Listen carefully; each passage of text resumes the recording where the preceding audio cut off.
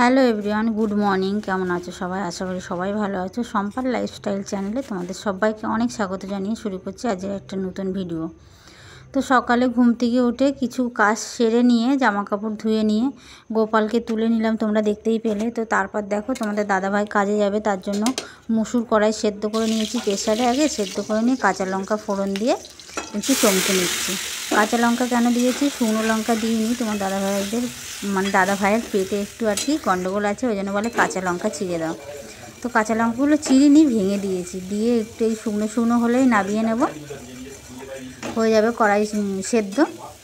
অল্প তেল দিয়ে চমকে দেওয়া। তারপর দেখো মুড়ি কিনে নিয়ে এসছে, সকালেই কিনে নিয়ে এসছে 1.5 কিলো। তো মুড়িটা দিয়ে দিচ্ছি টিফিনে, ওকে গুছিয়ে দিয়ে দেবো মুড়ি। আর কড়াই দিয়ে দিয়েছি, একটা শসা দিয়ে দেবো।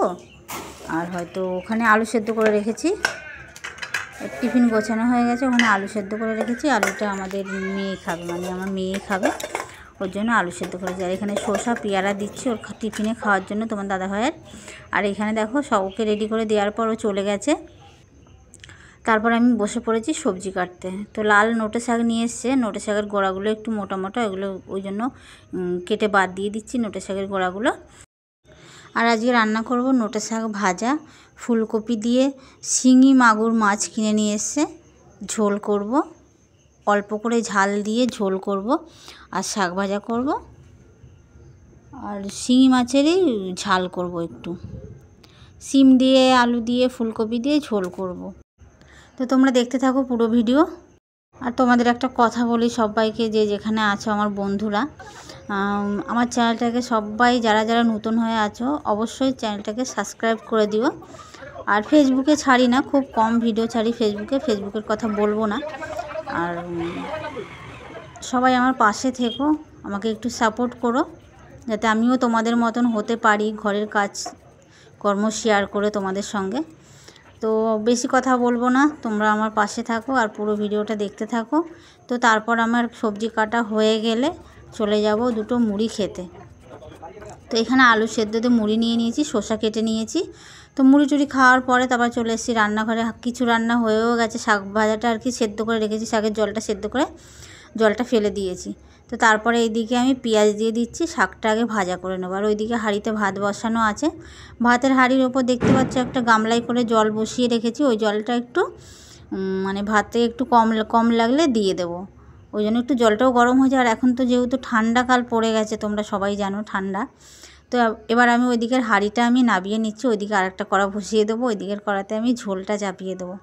এদিকে শাকটা ভাজা হচ্ছে, শাকটা ভাজা হবে আর কি, শাক এখনও দিইনি, শাকটা দেবো এবার। পেঁয়াজ ভাজা হচ্ছে, তো এবার আমি শাক দিয়ে দেবো। পেঁয়াজের ভাজা হয়ে গেছে, তো এখানে দেখো পেঁয়াজ আমার ভাজা হয়ে গেছে, শাক দিয়ে দেবো। আর আমি খুব বেশি তেলে রান্না করি না, কেননা যেহেতু তোমাদের দাদাভাইয়ের পেটের একটু সমস্যা হয়েছে, মানে গ্যাস মতন হচ্ছে বলে, ওই জন্য তেল ঝাল মশলা একটু কমই খাচ্ছি। তো ওই জন্য অল্প অল্প তেল দিয়ে রান্না করছি।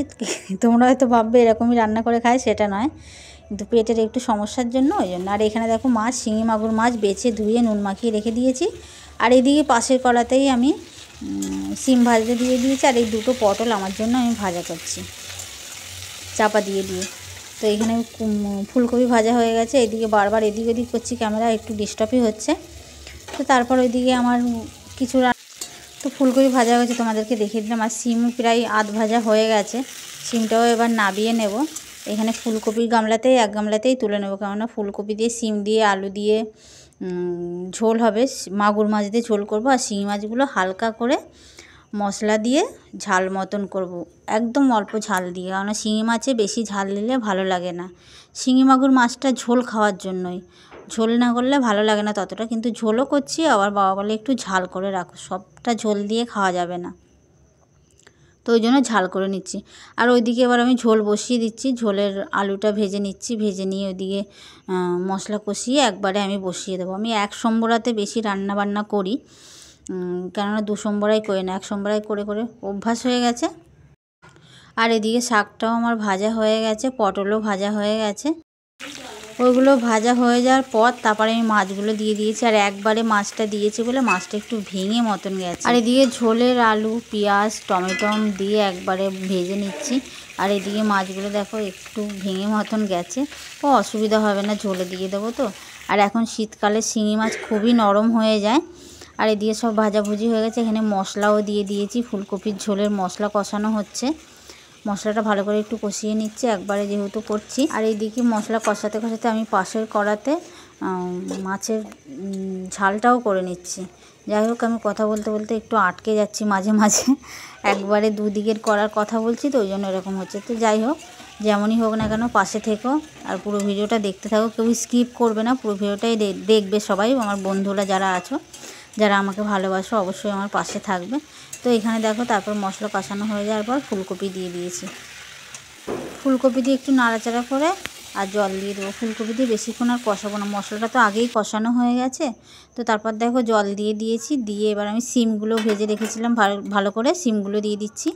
অনেকটা ঝোল দিয়েছি, কেননা সেদ্ধ হবে তো ওই জন্য। তো তারপরে একটু মাছও দিয়ে দিলাম, কেননা মাছটা নরম হবে একটু, শিঙি মাগুর মাছ তো ওই জন্য 1 পিস শিঙি মাছ দিয়েছি, আর সব পুরো গোটা মাগুর মাছটাই দিয়ে দিয়েছি। তো তারপর দেখো ওইদিকে রান্না হতে হতে এখনও ঝোল বসানো আছে। আর এদিকে আমি অনেকগুলো বাসন পড়েছিল, সেই বাসনগুলো মেজে নিচ্ছি। তো বাসন আমার মাজা হয়ে গেছে, বাসন মেজে ধুয়ে ওখানে উপর করে দিয়ে তারপর চলে এসেছি ফের রান্নাঘরে। এখানে আমার ঝোলও রান্না হয়ে গেছে, এই যে পুরো কমপ্লিট ঝোল রান্না। এবার আমি নাবিয়ে নেব, নাবিয়ে নিয়ে তারপর সব ধরে নেব, ধরে রেখে আসবো। তো ঝোলও আমার নাবানো হয়ে গেছে, এবার আমি সব ধরে রেখে আসবো। কি কি রান্না হয়েছে তোমাদের সঙ্গে একবার শেয়ার করে নিই, চলো। তো এইখানে হয়েছে দেখো শাক ভাজা, পটল ভাজা, এইখানে হয়েছে মাছের ঝাল, আর এইখানে হয়েছে ঝোল। তো এই হচ্ছে আজকের আমার রান্না। তো চলো সব আমি এবার ধরে রেখে আসি, রেখে এসে তারপর চান করব, গোপাল খেতে দেবো, গোপালকে চান করাবো, ঘরে ঠাকুর পুজো করব, গোপাল আছে তার সেবা দেওয়া। তো তারপর দেখো অনেকক্ষণ পর আবার চলে এসেছে একদম বিকালবেলা ঘরদোর ঝাড় দিতে। তো ঘর ঝাড় দিচ্ছি, দিয়ে নিয়ে তারপর সন্ধ্যা দেবো, সন্ধ্যা দিয়ে সন্ধ্যা এখনও হয়নি, হবে হবে করছে আর কি, 4:30 মতন বাজে। তো এখন সময়টা আমি ঠিকঠাক বলতে পারছি না, কেননা ঘড়ি দেখিনি তো। তো তারপর দেখো সন্ধ্যা টন্ধ্যা দিয়ে এসে ঘরে একটু ধুনো দিচ্ছি, ধুনো দিতে দিতেই আর তোমাদের সঙ্গে একটুখানি শেয়ার করে দিলাম কি করে আমি ধুনো দিচ্ছি। তো এইভাবে আমি ছোবড়া দিয়ে ধুনো দিচ্ছি। অনেকক্ষণ পর আবার চলে এসেছি রুটি করতে। আজ ভালোই ঠান্ডা আছে, চাদর গায়ে দিয়েছি, দেখতেই পাচ্ছেন বাইরে ভালোই ঠান্ডা। সন্ধ্যা দিলাম, সন্ধ্যা দেওয়ার পর থেকে আর তোমাদের সঙ্গে কিছু শেয়ার করা হয় না। আর এবেলা তেমন কিছু কাজে থাকে না যে শেয়ার করব, রুটিটা শুধু করি, ওবেলা তরকারি করে রেখেছিলাম, এবেলা শুধু রুটি করছি।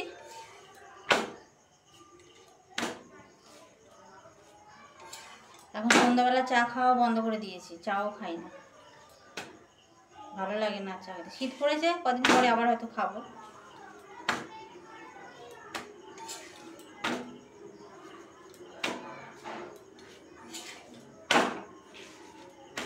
দশটা রুটি করছি ওদের দুজনের জন্য, তো বাপ বেটার জন্য।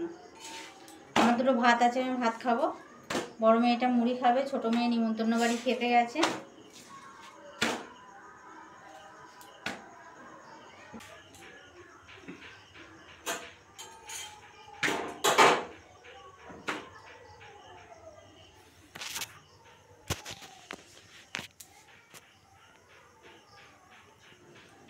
তো আজকের ভিডিওটা রুটি করতে করতেই শেষ করছি। সারাদিন কি করলাম না করলাম টুকটাক একটু একটু আদ্র করে তোমাদের সঙ্গে শেয়ার করলাম। তো আর কি করব, আর তো কিছু কাজ নেই। এবার আমি রুটি করে নিই, ওদেরকে খেতে দিয়ে আমি একটু কাজ করব, করে তারপর শুয়ে পড়বো। আবার কাল থেকে তোমাদের সঙ্গে দেখা হবে। তো চলো, আর কি বলবো, ভিডিওটা আমি এখানেই শেষ করছি। যদি তোমাদের ভালো লেগে থাকে লাইক কমেন্ট শেয়ার আর চ্যানেলটাকে সাবস্ক্রাইব করে দিও। তো চলো, আজকের মতন গুড নাইট।